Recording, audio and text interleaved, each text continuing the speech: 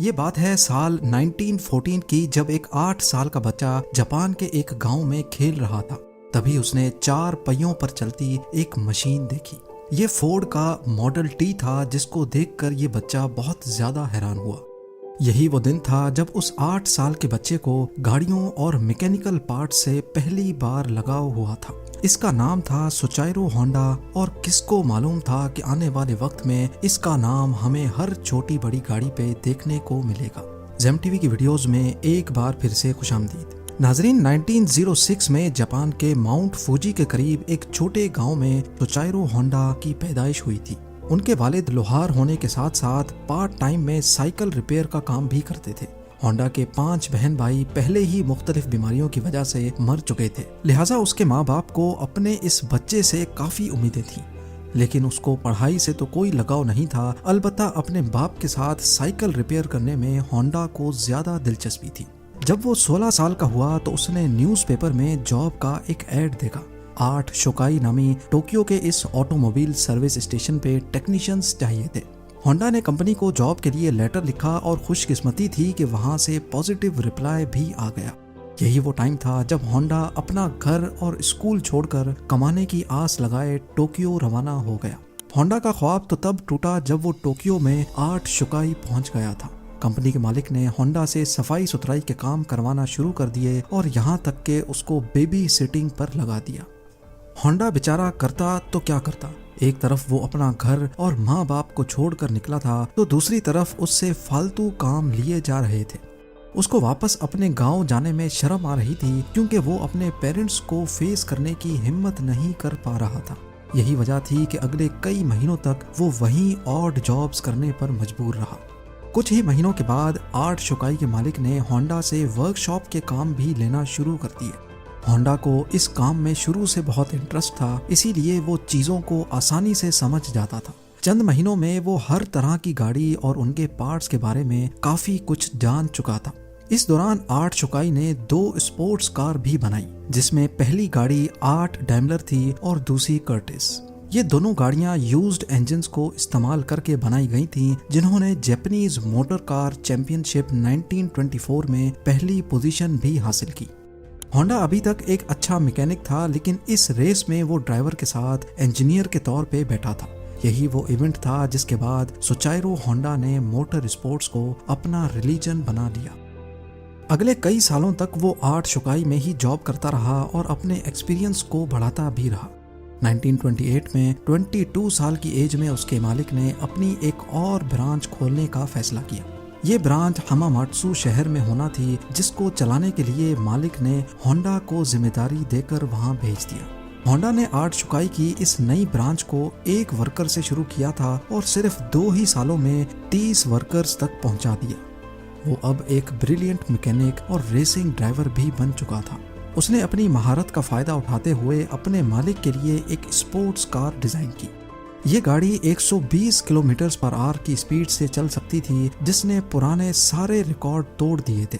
ये रिकॉर्ड अगले 20 सालों तक जापान का हाईएस्ट रिकॉर्ड बना रहा। 8 शोकाई के मालिक के दिल में होंडा की अहमियत मजीद बढ़ चुकी थी। वो अपना खुद का वर्कशॉप खोलना चाहता था, लेकिन शायद किस्मत को ये मंजूर नहीं था। 1936 में रेसिंग के दौरान होंडा का एक हौलनाक हादसा हो गया। इस एक्सीडेंट में उसकी जान तो बच गई, लेकिन उसका लेफ्ट बाजू फ्रैक्चर हो गया, शोल्डर डिसलोकेट हो गया और चेहरे पर कई जख्म आ चुके थे। उसको अपनी जिंदगी यहीं खत्म होते दिखाई दे रही थी। ना वो मैकेनिक का काम कर सकता था और ना ही रेसिंग में हिस्सा ले सकता था। कई महीनों के बाद वो जब दोबारा ठीक हुआ तो उसने 8 शोकाई के मालिक से रिक्वेस्ट की कि वो अब ये रिपेयरिंग का काम नहीं कर सकता, बल्कि उसने आइडिया पेश किया कि क्यों ना वो अब स्पेयर पार्ट्स बनाने के लिए एक अलग कंपनी शुरू करें। 8 शोकाई के स्टेक होल्डर्स ने होंडा का ये आइडिया फौरन रिजेक्ट कर दिया। उनको ऑलरेडी प्रॉफिट्स मिल रहे थे और कोई भी नहीं चाह रहा था कि नया रिस्क लिया जाए। इसी पर होंडा ने डिसाइड किया कि पार्ट्स मैन्युफैक्चरिंग की कंपनी वो अकेले ही खोलेगा। 1936 में 30 साल की उम्र में उसने अपने दोस्त के साथ मिलकर टोकाई सेकी हैवी इंडस्ट्री खोली और अपने दोस्त सिचाइरो काटो को उसका प्रेसिडेंट बना दिया। कंपनी तो वो खोल चुके थे, पर होंडा के पास इसको चलाने के लिए कोई इन्वेस्टमेंट नहीं थी। वो दिन भर आर्ट शुकाई के लिए काम करता था, जबकि रात में अपनी नई कंपनी के लिए खुद इंजन पिस्टन बनाने की कोशिश करता था।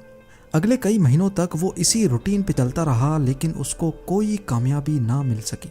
उल्टा वो लगातार शिफ्टें लगा कर कमजोर हो चुका था। एक के बाद एक नाकामी उसका रास्ता रोके बैठी थी। तभी उसने मेटलर्जी में महारत हासिल करने के लिए एक यूनिवर्सिटी में एडमिशन ले लिया। 1939 में 3 सालों की लगातार मेहनत करने के बाद वो आखिरकार एक पिस्टन बनाने में कामयाब हो ही गया। अब उसने आर्ट शुकाई से जॉब छोड़ दी और फुल टाइम पिस्टन बनाने में लग गया। पर उसको ये मालूम ही नहीं था कि उसके बनाए हुए पिस्टन में अभी भी कई फॉल्ट्स मौजूद हैं। उसने टोयोटा कंपनी को अपने पिस्टन ऑफर किए तो टोयोटा ने 50 में से 47 डिजाइन्स रिजेक्ट कर दिए। ये खबर होंडा पर बिजली बनकर गिरी, क्योंकि उसके पास अब वापसी का भी कोई रास्ता नहीं था।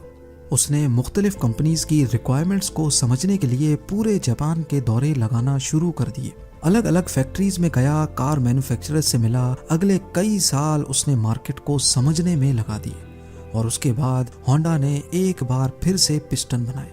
इस बार ये पिस्टन सारी कंपनीज के क्वालिटी कंट्रोल पास कर चुके थे। उसको धड़ाधड़ ऑर्डर्स मिलना शुरू हो गए और एक बार फिर से होंडा को अपने ख्वाब पूरे होते दिखाई दिए।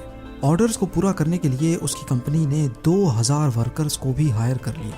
होंडा की ये खुशी सिर्फ चंद महीनों की मेहमान थी, ये किसको मालूम था। 1941 में जापान वर्ल्ड वॉर 2 में कूद गया और मिनिस्ट्री ने कई जापानीज कंपनी को अपने कंट्रोल में ले लिया, जिसमें एक कंपनी सोचाइरो होंडा की भी थी। होंडा को डाउनग्रेड करके उसी की कंपनी का सीनियर मैनेजिंग डायरेक्टर बना दिया गया और चीजें तब मजीद खराब हो गईं जब कंपनी के वर्कर्स को मिलिट्री सर्विस में लगा दिया गया। अगले 3 साल इंतहाई मुश्किल हालत में गुजरे, लेकिन 1944 में एक वाकया हुआ जिसने होंडा की उम्मीदों पर पूरी तरह से पानी फेर दिया।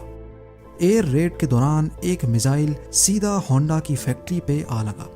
पूरे मुल्क के हालात बद से बदतर होते जा रहे थे। जापान जंग हारता हुआ दिखाई दे रहा था। फिर 1945 में 2 न्यूक्लियर अटैक्स हुए जिसने जापान की सिरे से कमर ही तोड़ डाली।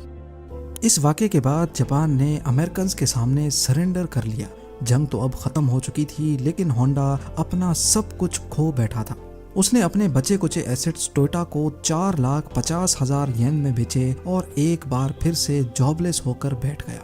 ये हालत सिर्फ होंडा के साथ ही नहीं थी, बल्कि पूरा जापान बहुत बुरे क्राइसिस से गुजर रहा था।